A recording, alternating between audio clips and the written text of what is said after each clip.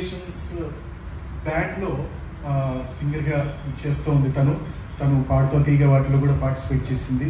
తను కొత్త my cinema వాళ్ళు కూడా కొంతమంది ఉన్నారు ఇక్కడ. ఎవరైనా ఎక్కడైనా ఆ వాయిస్ చాలా మంచి వాయిస్. నేను ఇంట్లో సెల్ ఫోన్లో రికార్డ్ చేసింది మీకు ఇప్పుడు పెట్టాను. ప్రొఫెషనల్ రికార్డింగ్ చేసి మళ్ళీ తర్వాత పెడతాము. తను ఒక మంచి సింగర్. తను ఆ పాట పాడింది శ్రీనిధి. ఆ తర్వాత ఆ పాటకి ట్యూన్ అందించి మొత్తం నాటికకి ఒక మంచి సంగీతాన్ని ఒక ఫీల్ని అందించినటువంటి సంగీత దర్శకుడు none other than Mohan Nagaraju. ఆ ఫీల్ని క్యారీ చేయగలిగారు. ఇక సెట్స్ మీరు చూస్తున్నది బహుశా తెలియదేమో అని నేను చెప్తున్నాను. నేను చాలా విషయాలు తెలుసుకున్నాను. కొన్ని సబ్జెక్ట్స్ని మనం తెలుసుకోవాల్సిన అవసరం ఉంది. నిజంగా ఇంత వయసు వచ్చింది నాకు ఇంకా ఈ విషయాలు తెలియదేంటని సిగ్గుపడ్డాను నేను. ఇది చెప్పడానికి ఇప్పుడు నేను గర్వపడుతున్నాను. నేను సిగ్గుపడ్డానన్న విషయం చెప్పడానికి గర్వపడుతున్నాను. ఎందుకంటే ఈ LGBTQ గురించి, ట్రాన్స్జెండర్స్ గురించి, తర్వాత మనుషుల్లోనే ఉన్నటువంటి భిన్న తత్వాల మనుషుల గురించి కేవలం మనుషులుగా చూడకుండా మనం వాళ్ళని ఒక జంతువుల కంటే హీనంగా లేకపోతే ఇంకెవరికంటే హీనంగా చూస్తూ ఉన్నాము. దాన్ని గురించి తెలుసుకున్న తర్వాత నాకు చాలా సిగ్గేసింది. ఆ తెలుసుకున్న వాడిగా చెప్తున్నాను. ఫస్ట్ సీన్లో మీకు ఏదైతే కనిపించిందో అది ట్రాన్స్జెండర్ ఫ్లాగ్. అది ఫ్లాగ్. ఆ ఫ్లాగ్ని థీమ్గా తయారు చేసి ఒక సెట్ని సజెస్టివ్ సెట్గా చేసినటువంటి ఘనత, ఇంకా దీంట్లో కొన్ని మార్పులు ఉన్నాయి, చేసినటువంటి ఘనత మన ఫణీంద్రకి దక్కుతుంది. ఫణీంద్ర అండ్ టీమ్ వాళ్ళు నలుగురు దాన్ని సెట్ కింద చేశారు, ఒక సజెస్టివ్ సెట్ కింద. అలాగే లైటింగ్ కూడా ఇక్కడ జైజా ఉన్నాడు. Thank you my friend, you made my day. ఒక నాటకం చేసేటప్పుడు ప్రతి ఆర్టిస్ట్కి, ప్రతి దర్శకుడికి చాలా గొప్పగా చేయాలని అందరికి చూపించాలని ఉంటుంది. ఇంతమంది గొప్ప వాళ్ళందరి ముందు, నా హితులందరి ముందు నేను ప్రదర్శన వేయాలి, రవీంద్ర భారతి దొరకట్లేదు అంటే జై నాకు ఆర్టిస్ట్, నా మంచి మిత్రుడు. Is also a trainer. ఈ రంగభూమికి తను ఓనర్. సో తను వెంటనే ఓకే అనడము.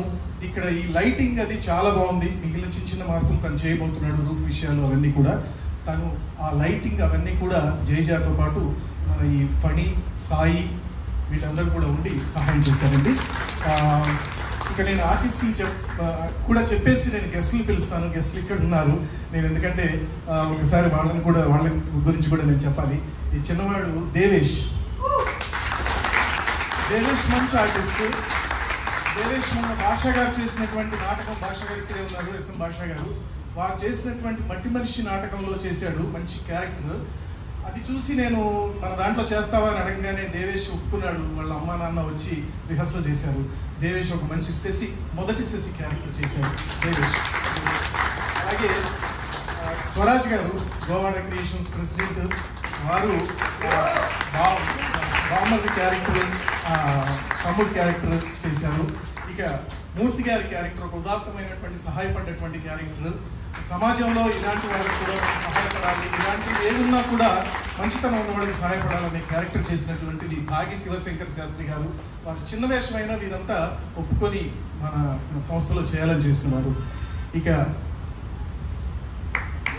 ఈజ్ గణేష్. నేను ఈ అబ్బాయి గురించి ఒక 30 సెకండ్లైనా చెప్పాలి కనీసం. ఎందుకు చెప్పాలంటే ఇక్కడ ఉన్న వాళ్ళందరూ గర్వించే విధంగా తెలుగు నాటక రంగానికి మొట్టమొదటిసారి యాక్ట్ చేస్తున్నాడు. చెప్పడానికి ఇది రెండో నాటికే. గురువు గారు మన దివాకర్ బాబు గారు ఇక్కడే ఉన్నారు. వారు రాసిన నాటకం భూతకాలంలో ఒక ఇంజనీరింగ్ స్టూడెంట్ ఒక చిన్న భూతంలా వేషం వేసిన వాడు. నేను గమనించాను, వెనకాల నుండి మెయిన్ ఆర్టిస్ట్ చెప్పే డైలాగులన్నీ చెప్తా ఉండేవాడు. మొత్తం డైలాగులు నేర్చేసుకొని చెప్పేవాడు. ఓహో ఇతనిలో ఉంది, సరే తీసుకొచ్చేద్దామని చెప్పి ఈరోజు మీ ముందు రెండవ శశిగా ఒక ముఖ్యమైన పాత్రలో అన్ని వేరియేషన్స్ని కష్టపడి చేశారు. ఇక నా మిత్రుడు సెంట్రల్ యూనివర్సిటీలో మేము కలిసి థియేటర్ ఆర్ట్స్ చేశాము. సినిమా దర్శకుడు, సినిమాల్లో చాలా వాటిలో వర్క్ చేసిన వాడు, చాలా మంది దగ్గర పెద్దవాళ్ళ దగ్గర వర్క్ చేసి సొంతంగా కూడా ప్రాజెక్ట్ చేయబోతున్న వాడు. పవిత్రం నా కోరిక మేరకు చాలా కాలం తర్వాత వచ్చి మళ్ళీ నాకు చేశాడు. Thank you so much. తర్వాత ఇక నేను చెప్పవలసిన వాళ్ళలో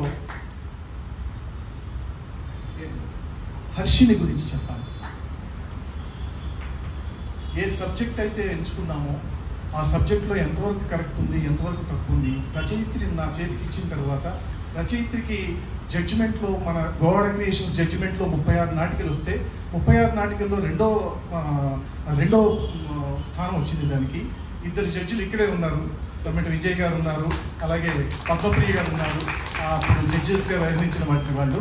నేను అడిగాను, ఏమ్మా ఇది ఎలా ఏంటి అని అంటే, సార్ అసలు అది ఎంత బాగా రాశారు ఏంటి అని వాళ్ళ విశ్లేషణ కూడా తర్వాత విన్నాను నేను. ఆ తర్వాత ఆ నాటికను చదివిన తర్వాత నాకు తెలియదు కదా, నేను ఇందాక ఒప్పుకున్నట్టుగా ఈ తెలియని తప్పులు ఏమైనా రాశారేమో, దీంట్లో తెలియనివి ఏమైనా చెప్తున్నామేమో అన్న చందంగా ఒకరోజు ఈ అమ్మాయిని హర్షిని పిలిచి స్క్రిప్ట్ వినిపించేటప్పుడు నేను హర్షిని కొన్ని విషయాలు అడగడం జరిగింది. రచయిత్రి ముందు, మా మిస్సెస్ రాధ ముందు నేను అడగడం జరిగింది. నేను ఒక విషయం అడిగాను, ఏమన్నా దీంట్లో ఉన్నవన్నీ అసలు కరెక్టేనా, మేమన్నా తప్పు రాసామా ఏంటి అని అడిగాను. అడిగితే అప్పుడు ఆవిడ ఏడుస్తున్నప్పటికే కళ్ళల్లో ఒకటి నీళ్లు కారిపోతున్నాయి. ఏమ్మా ఎందుకు ఏడుస్తున్నావంటే, నా జీవితంలో ఇలాగే జరిగింది సార్ అని చెప్పింది. అసలు విషయం ఏంటంటే ఆవిడ ట్రాన్స్, ముందు అబ్బాయి ఇప్పుడు అమ్మాయి. గర్వంగా నేను ఈ సభాముఖంగా తనతో సహా అందరికీ నేను నిజంగా ఒప్పుకోవాల్సిన విషయం ఏంటంటే, ఇంత మంచి వాళ్ళ గురించి, తను ఐటీలో జాబ్ చేస్తుంది, చాలా ప్రొఫెషనల్గా ఉంటుంది, తను ఎన్నో కష్టాలు ఈ దీంట్లో చూపించిన కష్టాలన్నీ తను పడింది. నాకు డౌట్ వచ్చింది, ఏమ్మా రోజు ఇట్లా చీకట్లో ఇట్లా డ్రెస్ మార్చడం ఇదంతా చూపిస్తున్నాం కదా, ముగ్గు వేయడం ఇదంతా ఇలా జరుగుతుందా అని అడిగా. ఆకతాయిగా అంటే ఏమన్నా తప్పు చూపిస్తున్నామేమో, ఎగ్జాగరేటింగ్గా ఉంటుందేమో అని. సరే ప్రతిరోజు మా ఇంట్లో వాళ్ళు చూడకుండా నేను ఈ పని చేసేవాడిని అని చెప్పింది. సో ఇవన్నీ తెలుసుకున్న తర్వాత ఈ సబ్జెక్ట్లో ఉన్న అథెంటిసిటీ అర్థమైన తర్వాత దాన్ని అలాగే పట్టుకొని ముందుకు లాక్కొచ్చాము. Thank you Harshini for agreeing. Jhansi garu వేసిన నాటకం ఒకటి రవీంద్ర భారతిలో నేను చూస్తూ, ఆ నాటకం చూసిన తర్వాత నువ్వు మా దాంట్లో వేస్తావమ్మా అని అడిగితే సతీష్, ఆ రోజు సతీష్ ఇక్కడే ఉన్నాడు, సతీష్ ద్వారా నేను అడిగించి వెంటనే Satish please come, Saritha please come అమ్మా, సరిత నేను చెప్పడం. అందరికీ మేకప్ చేసింది సరిత. సతీష్ కూడా బ్యాక్ స్టేజ్ వర్క్ అంతా చూసుకున్నాడు ఈ రోజున. సతీష్ ద్వారా నేను ఆ రోజు ఈ అమ్మాయిని నేను మన నాటికైతే ఒప్పించగలిగాను. ఇక మీరు ప్రతిరోజు మీరు విసుక్కుంటూ కొంతమంది తిట్టలేక ఆగిపోయారు కదా, వీడేంటి రోజు పొద్దున్న రాత్రి మెసేజ్లు పెడుతున్నాడని 1000 మందికి పెట్టేశాను నేను. అలా పెట్టిన వాళ్ళు 1-2 సినిమా దర్శకులు అయితే, సార్ దయచేసి ఇలా పంపకండి సార్ అనేసారు కూడా మా మొహం మీద. సరే నా ఉత్కంఠ నాది. అలా మెసేజ్లు ఎవరైతే ఎలా అయితే పెట్టానో ఆ మెసేజ్లన్నీ, ఆ రీల్స్ అన్నీ మీడియా పరంగా ఆ హైప్ అంతా, ఆ డిజైన్స్ అంతా చేసింది సాయి తేజ, మేనల్లుడు సాయి తేజ వాడు చేశాడు. ఇక నాకు బ్యాక్గ్రౌండ్ సపోర్ట్లో పూర్తిగా నాకు సపోర్ట్ చేసింది నా missus doctor Radha. She's president of Govada nations association.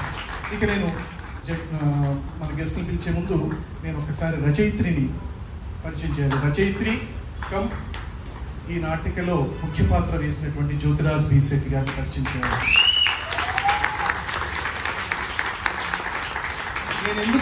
నేను ఎందుకు ఆవిడ గురించి ఇప్పుడు చెప్తున్నాను అనంటే, నేను ఎందుకు ఆవిడ గురించి ఇంతసేపు ఆపి ఇప్పుడే చెప్తున్నాను అనంటే, కొంతమందిని మనం గౌరవించుకోకపోతే సభాముఖంగా మనం అన్యాయం చేసిన వాళ్ళం అవుతాం.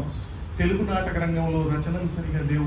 గురువుగారు లాంటి వాళ్ళు పూనుకొని రాస్తుంటే వాటిని వెతుక్కొని మేమందరం లాక్కొని పీక్కొని మేమంతా చేస్తుంటే, కొంతమంది రాసిన వాళ్ళలో కొన్ని సరైన సబ్జెక్టులు లేవని, సరిగా ఉండట్లేదని, పరిషత్తుల దాకా వెళ్ళట్లేదని, ప్రైజులు రావట్లేదని వాపోతున్న సందర్భంలో, తెలుగు నాటకానికి రచనలే సరిగా లేవని బాధపడుతున్న సందర్భంలో ఒక స్త్రీమూర్తి అమ్మ పేరు మీద పెట్టిన పోటీల్లో ఆవిడ రాసి ఆవిడ సెకండ్ ప్రైజ్ పొందడం, ఇక్కడ సెకండ్ ప్రైజ్ పొందడం కాదు, దీని తర్వాత ఉడికరాల్చిన ఇసుక అని ఒక నాటిక, ఆఖరి నాటిక రచన పోటీలకు రాసి 80 స్క్రిప్టుల్లో ఫస్ట్ ప్రైజ్ పొందింది ఆవిడ మళ్ళీ. So she is writer. డెఫినెట్గా ఆవిడ ఒక రచయిత్రి. ఆవిడ ప్రోత్సహించిన వాళ్ళలో గురువు గారు ఉన్నారు, ఇక్కడే ఉన్నారు, ఇంకా కొంతమంది రచయితలు ఉన్నారు.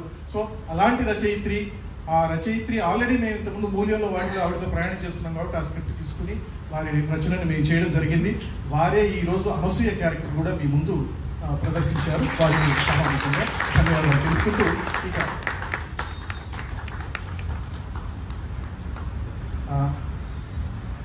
లేట్ అయిపోయినా కూడా ఒక 5 నిమిషాలు ముగిద్దాం.